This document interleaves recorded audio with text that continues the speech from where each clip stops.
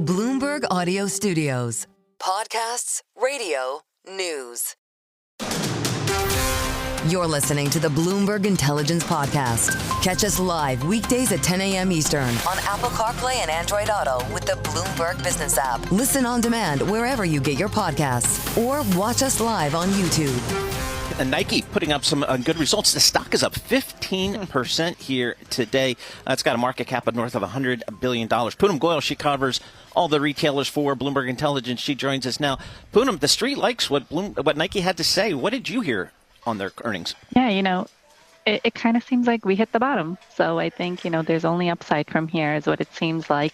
The results weren't spectacular. Sales still fell 12%, but they're expected to fall mid-single digits in the first fiscal quarter, which was ahead of consensus. And it seems that things are working. The holiday order book is up. So, positive things going forward in still a choppy environment. We're not at positive sales. It's still going to take time, but I think we've hit the bottom.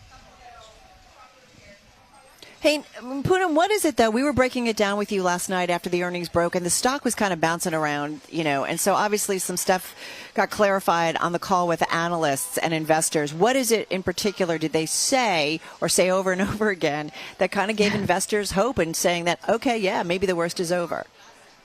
Yeah, the first thing is on the inventories. We spoke about yesterday, inventories were basically just flat, right? And you expected to see them down more.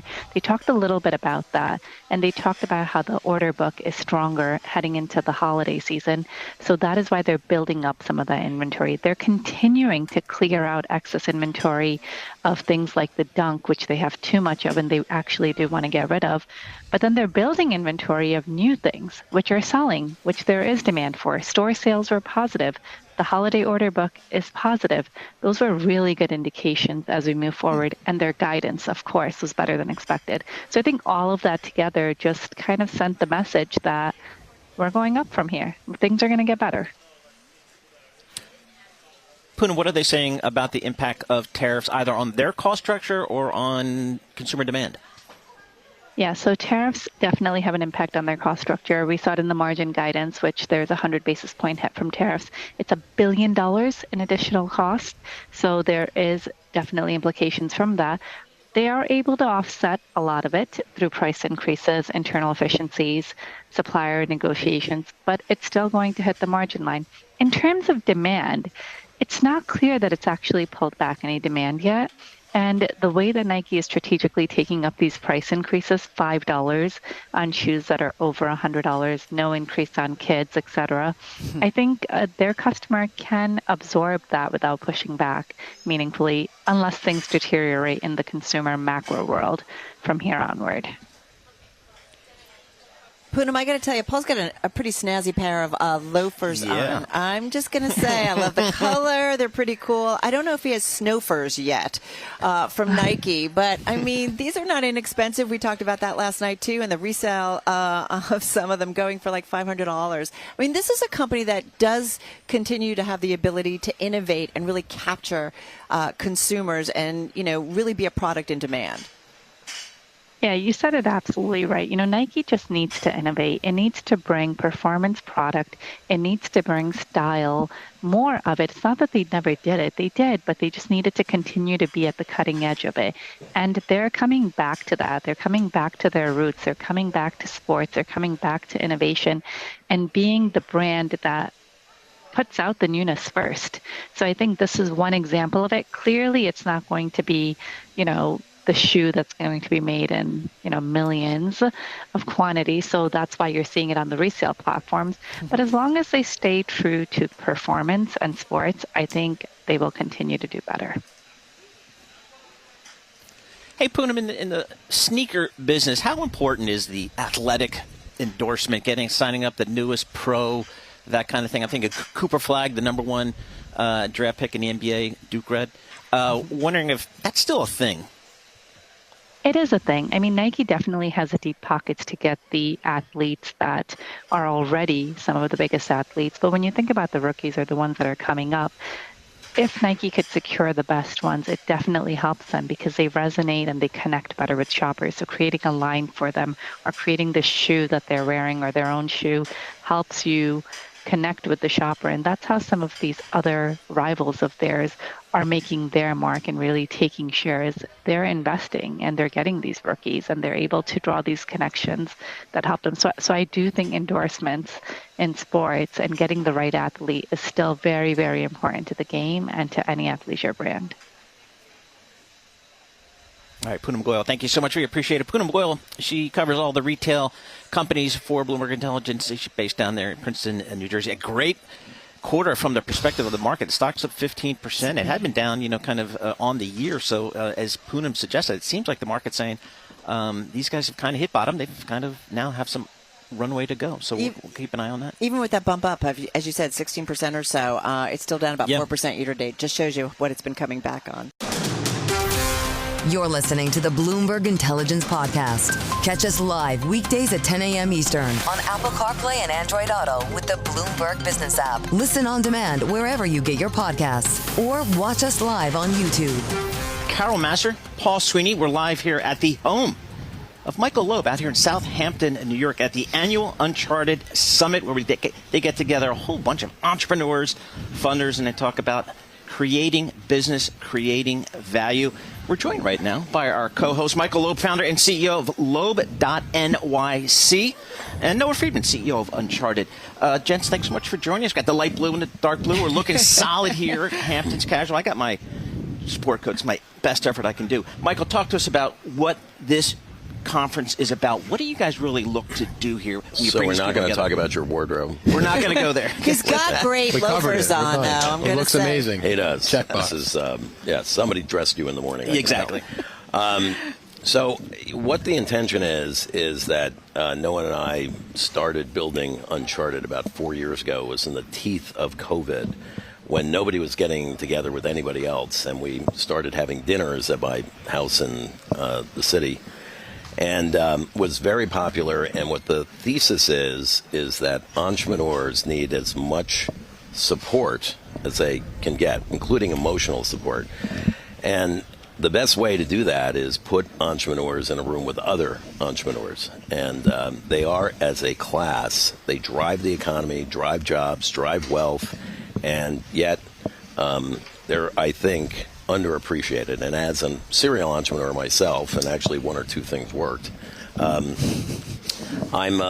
very empathetic, and just with all the miles on the tires, I am kind of the senior statesman by definition, right? This is a young guy's game. I say that I have the privilege of working with people half my age and twice as smart. I used to say that. Now it's 3 times as smart and 1/3 my age.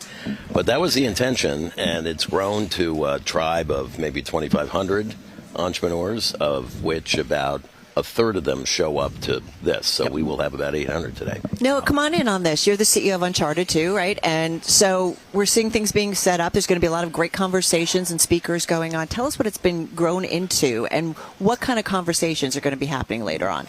The common thread of everything that we've done at Uncharted since the first dinner on May 20th, 2021, and I'll never forget it, is Was it just you two, by the way? Just us two at dinner? Yeah, it was just us two. We just sat and talked for 4 hours, and here we go. No, we also held hands. We did hold hands the whole time. Yeah, it was very romantic. No, we had about 20 entrepreneurs around the table, 8 of each of our friends, and then a couple others, if you will.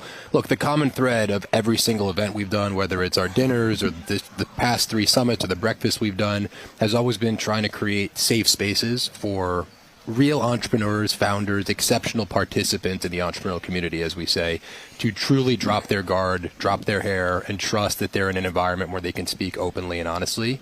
Any entrepreneur or anyone who's building and really doing it, the real ones, hopefully this will resonate when they hear it. It is really effing hard. It's very hard to build businesses. It's really hard to play this game at the high level. And I think if we can offer a rare environment where people can feel like they're amongst their true peers, or they can really drop their guard and connect with people in a place where no matter who you go talk to, they're all going to be exceptional. It's special. And so we've really tried to guard the energy. We've really tried to keep the sanctity of the fact that if you come to an Uncharted event, you're going to meet someone amazing. And that's really been the common thread. I just want to say, it's a reminder that Google, Apple, all of these companies that are now, the biggest market caps that are out there and that we talk about, and all the time. I mean, they all started as an idea, an entrepreneur, and that's the point. Yeah, 100%. And if you look at kind of success rates and everything else, if you're an entrepreneur, if you really knew all that stuff, why would you do this? Yeah. Right? Because the failure rate is incredibly high. Hours are incredibly long. The pay, is dreadful until it's not, until you have a big score. But the number of big scores is very, very small. And there's so many forces and so many exogenous things that are, anti-entrepreneur, that we wanted to have a sanctuary here that other entrepreneurs can meet other entrepreneurs. And Noah, you're fond of saying that not a week or two goes by where we don't get a phone call saying, I met my co-founder here 2 years ago. Yep. That's pretty cool. Yeah. Noah, what are the areas that are of most interest to entrepreneurs today? Is it technology? Is it healthcare? Are there certain industries that are getting most of the attention? Look, I think the obvious buzzword that you can't go too far in any of the news cycles that are hearing is AI. Yep. And I think that unlike other cycles that have come and went and entered the zeitgeist and left, this one feels very real. I can tell you that amongst all my friends, whether they're in CPG, health tech, pure AI, deep tech, what have you tech, and all of them are thinking explicitly about how AI is going to impact their business if they're not already in it, how they're going to get into it. So I think we're certainly going to talk about that a lot today. I think it's top of mind for a lot of people. The movement is real. I think that the implications and repercussions are unclear how it's going to land right now, but everybody's thinking about it, and they should be. But I think it's unclear, but it's going to be broad. It's going to be broad. Yeah, it's going to be Absolutely. broad. And you mentioned cycles. I've been around for a few. This reminds me of the late 90s where the internet happened, and we had a lot of false starts 2-3 years ago. Everybody was talking about NFTs. Before that, blockchain. Before that, cannabis. Before that, something else. But this feels like another eruption. This feels like another advent of the internet, one that we haven't had in 30 years. Yeah. On the same level, no doubt about it, or even more. I think on the same level. Yeah. I mean, it's hard to project and predict, but Fair. I had breakfast with a heroic entrepreneur a couple of days ago. He has built a business now worth $1.8 billion. And over breakfast, he says, I have 270 people by year end. It's going to be 120. Yeah. Okay. Interesting. Yeah. Interesting. I would add to that, if I may. Sorry, I think that there's this interesting tension with AI right now, where I think Michael's right, and I would even argue that this might. I didn't live through the late '90s period of seeing it, at least. Okay, Thank you for you're reminding me. done. All right, let me say thanks for having me, guys. No, but You're I done. think in That some ways, and the letting your hair down type of thing. I mean, I'm just trying to take shots all day at this guy. Why do you work with him? I know, it's crazy. Everyone asks me that. But I think there's an inherent tension where I actually think it could be more disruptive. And at the same time, I do think that there's a lot of people who are betting big dollars on AI that are going to get wiped out, because I think there's going to be an absolute power law dynamic here where a small select group of companies at the top end aggregate a ton of power and resource. I also think it's going to be a barbell where on the bottom end, I've invested personally in companies that have like 2 or 3 people on the team and have rocketed to millions in ARR because they're able to get 10x productivity if it's a killer founder. So I think there's a barbell thing happening right now where the killer founders who actually know how to leverage resources are going to crush it, as are the big businesses. Well, because of that and what AI can do, generative AI and so on, I mean, does it give entrepreneurs even more opportunities to start up? We talked about that after the pandemic. Basically, create a website and you can go. 100%. And then maybe that's simplifying things. But does AI kind of have a multiplier effect, too, on entrepreneurial activities? Without a doubt. I think that's And right. opportunities. I think that's right. And if you just look at what has happened over the years, it used to be that if you built a business, a brand new business in the internet, you needed hundreds of people. Right. And now that's really compressed to just a few. But to Noah's point, there's going to be winners and there's going to be a lot of losers. And it's very hard to predict. Michael, talk to us about monetization. I'm not seeing a lot of IPOs. I'm not seeing a lot of M&A. How do these great entrepreneurs monetize the value they've created? That's a great question. I would say that everything you just mentioned is part of a cycle, and we're just in that type of cycle where everything is a little bit bollocksed up. But we're going to be on the other side of that, and there's going to be some great companies built, and there's going to be some great flameouts. A lot of people are going to lose a lot of money, and then there's going to be a few that are going to be extraordinarily successful. But to your point, we can build it now with, instead of 300 people, 3. And there's been predictions that there's going to be a unicorn with all of 3 people. Seriously? Yeah. I buy that. Yeah. Okay, that kind of makes sense. And we've started to see IPOs actually in general come to market, and it's a much more favorable market. I got to ask you, I think we'd be remiss, of the macro that's going on and different policies in the world being upended in geopolitics. What does that do for the entrepreneur who's trying to, we know it can be lean and mean in the beginning when it comes to a startup. What about some of these macro issues? What would be more helpful to them? What kind of environment? Well, anything that helps with capital formation, anything that kind of reduces regulation. I was hopeful that this administration would attack some of that stuff, and maybe not tariffs. But anyway. It's still early. It's still early. We're here now. They are very active and very proactive, and I'm just hopeful that what you really want to give is entrepreneurs just charter. I mean, let them do their thing as much as you can. And our hope is, by the way, that this environment, believe it or not, will put a dent in that world, right? That they will find support here in many different ways. Well, I always think it's kind of amazing how much time we spend, and obviously this is our world, right? The publicly held markets, right? This is what we track, all the movements, but we talk constantly about the importance of small business and startups in terms of the backbone, and I just think it kind of gets lost a little bit. Yeah, I do think, though, that you're going to see AI upend just about every industry, and I think those big companies are going to find themselves woefully behind, and they're going to have no choice but to make some acquisitions. Well said. Yeah. No, capital, is it out there for entrepreneurs today? It is, but I think that you're seeing an interesting dynamic with the VCs and private equity, that they're chasing a lot of trends almost blindly. The fact that right now there are really good businesses that don't have the word AI that are struggling to raise money, whereas there's other businesses that have a deck and pre-seed and barely an idea and are raising money at $50 million pre-money valuations, I think is indicative of what's going on. Yeah, we saw venture raise. It's been really difficult. It's been very difficult unless you're a credentialed AI founder, have a good idea in the AI space, because there's a lot of VC funds chasing ideas, and I think some of them will work, but the unfortunate reality is I think a lot of them are going to get absolutely smoked because they can't all work, especially not at $50 million pre. So to answer your question directly, sure, there's capital out there. I wish there was more. I wish there was more going to more ideas that were based just on meritocracy and their actual traction versus the notion that they have AI in it. As bullish as I am on AI and investing in it personally, to be abundantly clear, but it's an interesting moment right now. Very interesting. I will only add that is not too much different than what we've always seen. True. There's always been the bright, shiny object, and the investors feel like they got to follow that. Did he really start working for you in high school? Kind of. Yeah. Jeez, that's fantastic. Got to start him young. Yeah, got to start. We'll talk about that off air. Exactly right. Michael Loeb, thank you so much. Michael Loeb, founder, CEO of Loeb.nyc, and Noah Friedman, CEO of Uncharted. Thank you, gentlemen, for having a great conference today. Hope you get a lot of great ideas are circled about and get a lot of great deals. Thanks for having us. Done. You're listening to the Bloomberg Intelligence Podcast. Catch us live weekdays at 10 a.m. Eastern on Apple CarPlay and Android Auto with the Bloomberg Business app. Listen on demand wherever you get your podcasts or watch us live on YouTube. Power Master and we are here at the home of Michael Loeb. Southampton is starting to pick up the activity. The weather's getting better. A lot of interesting folks coming through, and we're fortunate to get a few of them to come spend a few minutes with us, including Bill Harris, former CEO of PayPal, joining us here. Bill, serial entrepreneur, is that something we can go with to kind of start the conversation here with you? Well, if you count 8 of them, yes. All right, that's where we're going. What does a conference like this mean to you, and what does it mean to some of the young folks who are coming with ideas and energy, and maybe they're looking for a little bit of a guidance? What do you hope to get done here? Well, I think I can encourage. I don't think I can guide because, there aren't a lot of rules to this. Every time is different. And, I'll tell you the thing that I will tell people. What makes it hard to do a startup? People think about, well, there's the risk, there's the career risk, there's the financial risk, but that's not really the thing.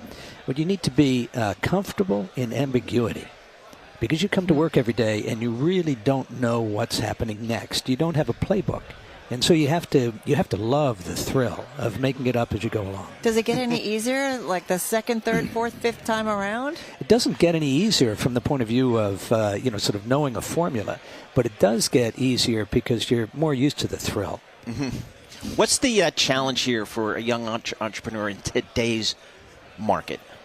Well, first of all, being able to understand yourself, self-awareness, that's the most important thing. Everybody, for instance, Silicon Valley or this arena, everybody thinks of themselves as a change agent. In fact, the vast majority of humans are not. The vast majority of humans want to know when they get up, what they go to do, and how they do it. And that is as it should be, because that's how society moves forward. But if you have enough self-awareness to know what you like and know what you're capable of, and this is it, then, have the courage to go ahead. How much easier is it when I think for Evergreen Money, your wealth advisor that you've got on the website, it says you built this for yourself. So when you kind of identify something that's needed in the marketplace, is it easier to do? It's much easier. Yeah. Because you don't have data, you don't have research. You really have to go from your gut at the very beginning. Then, of course, you get the data and you have to adopt to it. But it works so much easier if you have just an innate sense of what's required. As an example, the company that I tried just before this one, which failed.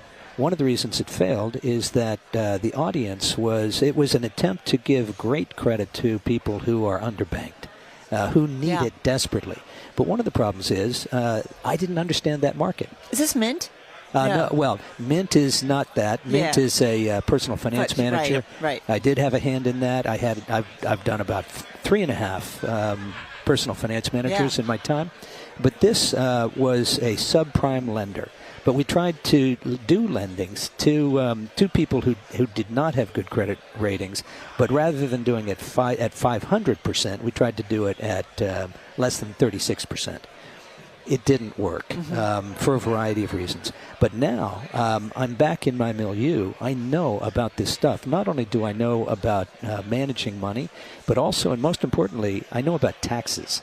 I ran TurboTax for 10 years, and I've been doing a whole lot of stuff. And the thing about it is, if you are an investor, my view, you can't beat the market, but you can harness it.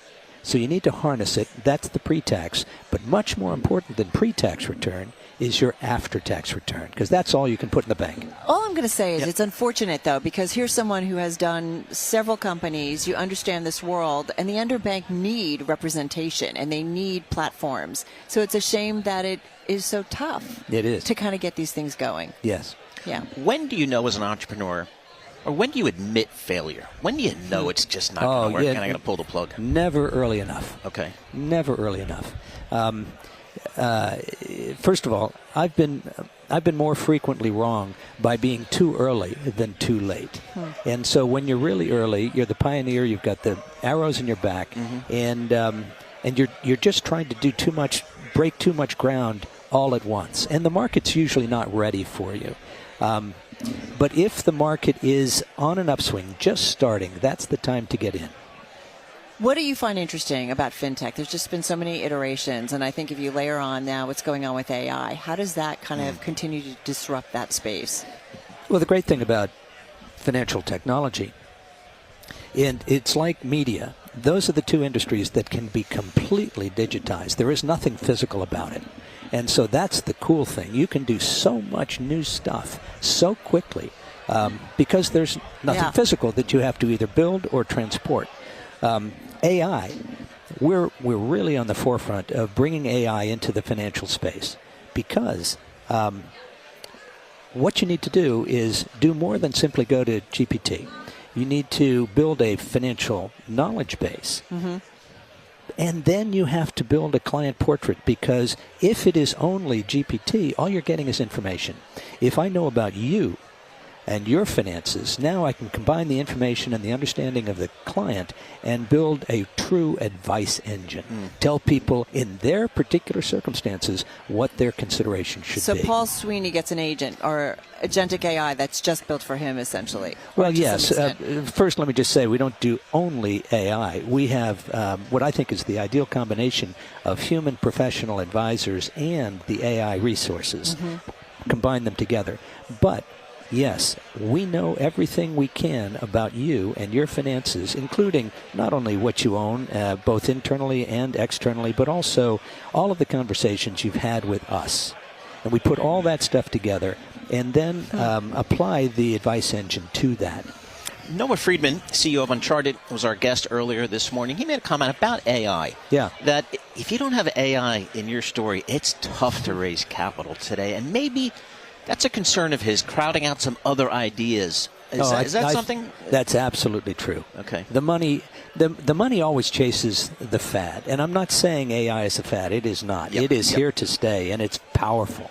I mean, I've been long enough, I'm old enough that I've been in this business long enough to see a series of revolutions. The PC, the internet, the mobile, now AI. It's real. However, when these things come in, there is such a fury and so much focus on the thing that, yes, it crowds everything else out, and that's a shame. But it's going to make it better, in your view, in terms of like wealth management? Oh, wealth management, absolutely. Most of the big firms are looking at AI to reduce cost. They look at their contact center. I've got 500 people. Can I get it to 50? We have the benefit of not having that objective, and so we can use AI actually to make the service better. Other than AI, other than AI, dare you? Where should I be looking if I were a funder, a VC? Where else can I see some opportunities, do you think? When I come here, who do I want to corner? In the financial services arena, what I would say is anybody who is taking on a big established giant. Because increasingly, it's always been the case in technology, but increasingly, the people that I want to compete with are big, have strong reputations, have customers, have assets, have the whole thing. The problem is that they've got an installed base. And the good Lord created the world in 7 days. He didn't have an installed base. And so they can't move. And that's the opportunity. Oh, go ahead, please. Are the big banks, when Carol and I talk to the big financial institutions and we go visit them, all they talk about is the investments they are making in AI to better serve their customers. That's tough for guys like you who want to kind of disintermediate them a little bit. It's not really. I mean, what they're doing, many of them are doing very good work. However, it's a very different environment, paradigm, people, process, the whole thing. Before AI, let's just talk about software. They have thousands, if not tens of thousands, of software engineers here, India, all around the world. I'm looking at 25. And yet, when I really focus, I can move a heck of a lot faster than they can. What's kind of interesting about today's environment, investment environment, innovation? I'm just curious. Someone who's seen a lot of cycles, right? Seen things really change. Some things didn't always pan out, but I'm just curious. Well, I don't think you can predict the cycle, but you have to be ready for it. And that means always have enough funding to get through whatever would come at you in the next 18 months.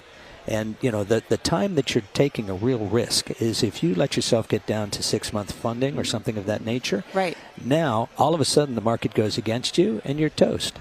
Is it a tougher cycle?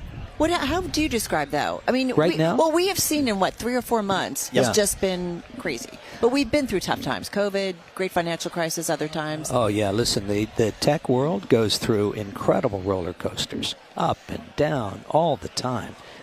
They're usually sort of multi-year cycles, but nevertheless, they're very high, very low. I mean, I'm old enough to have lived through the internet bubble, where the NASDAQ, was reduced by 80%. Right. And it took a decade to get back. It took a decade to get back, and so you have to be ready for that. So get yourself funded, don't overspend, and be ready for whatever comes at you. How long should I go before I think I'm going to have success? Is there any kind of blueprint? Is it a year, 2 years, 3 years? Well, once again, I'm not sure that I'm the guy to answer because I tend to stick with it longer than I probably should. Gotcha. But if you don't have a significant, you've got a lot of pivots along the way. You're going to take some dark alleys, but if you don't have something that really feels right and starts to move upward within 2 years, it's time to rethink it. Listen, I think we only got about 30, 40 seconds left here, Bill. And I do always wonder about someone like yourself. We always ask, what are you reading? Who are you watching? But is there somebody out there that you, kind of look to for cues about kind of where the world is going, what's next, especially when it relates to your world? Well, there's a lot of them. But I'll just mention one person who's stuck their head up again is Mary Meeker. Yeah. Mary Meeker, for years and years and years, she did the book, the Bible, on the internet. Then she went off and became a VC, and we didn't hear from her. All of a sudden, she's picked back up, and she's done the book on AI. Really interesting. I'll have to look out for that because that is a must-read. Yeah, exactly. 400 pages of solid information. That's why she was the best on the street for a long time. Bill, thanks so much for joining us. Really appreciate it. Bill Harris, former CEO of PayPal, getting his thoughts on entrepreneurship. This is the Bloomberg Intelligence Podcast, available on Apple, Spotify, and anywhere else you get your podcasts. Listen live each weekday, 10 a.m. to noon Eastern on Bloomberg.com, the iHeartRadio app, TuneIn, and the Bloomberg Business app. You can also watch us live every weekday on YouTube and always on the Bloomberg Terminal.